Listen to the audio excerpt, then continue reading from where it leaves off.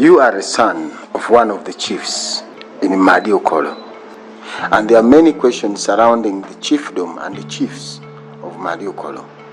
Tell us, did Madi Okollo really have a chiefdom? Ajay was a warrior, and Ajay was incontrollable. When the British came in, Ajay was already working with the Arab slave traders. He was co-opted into that by some Muslims from Aringa. So to enter Madi, they had to join hands with Ajay because Ajay was a warrior. When the British came in, Ajay was still a very powerful warlord. And so to bring Ajay on board, they had to make Ajay a chief. Madi was a very loose community. So there is no direct hereditary leadership in Madi. When the British brought Ajay on board, Ajay was a strong man. He was a big fighter. That's why you see Madi was so big from Manyirbu all the way to Ewanga. It was not easy for any individual to do that, but Ajay was a tough man. Ajay was an administrative chief picked by the British out of warriors to be able to work in Madi Okollo. So when Ajay died, British brought in Jeremiah Uzu from Ofaka. Why? Jeremiah Uzu had just come from the Second World War. And the British had that tendency of rewarding their ex-soldiers and the police with administrative roles. So Jeremiah Uzu now became the chief of Madi Okollo after Ajay. And Jeremiah Uzu lost his job. Why? There was discrepancies in finances. Jeremiah Uzu, he was not literate.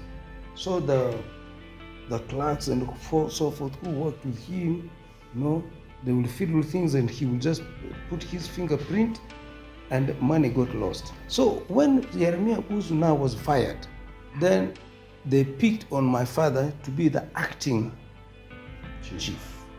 It was a provisional thing. The whole process became competitive. In that competition, there was Ajay's son, Tolimva. There was George Boy from Wanyirbu. There was Ilea Dito, my father, and then my uncle, Henry Diku. They all contested to replace Jeremiah Uzu. So in that process, my father defeated them. So my father became the chief, and he was now made the sub-county chief of Madi Okollo. Yes. Whose headquarters was it? In Okollo. After my father, it was Henry Diku. And after Henry Diku, then it was Carmelo Etuka. Carmelo Etuka was from Ribo. That is the Honorable Anthony Utele's big brother. And after Carmelo Etuka, then it was Hezekiah Edoni. And after that, of course, the thing of chiefs and so forth dissipated. What do you think killed the issue of the chiefdoms? Is it the government reintroduction of other political administrative system? Madi never had a chiefdom.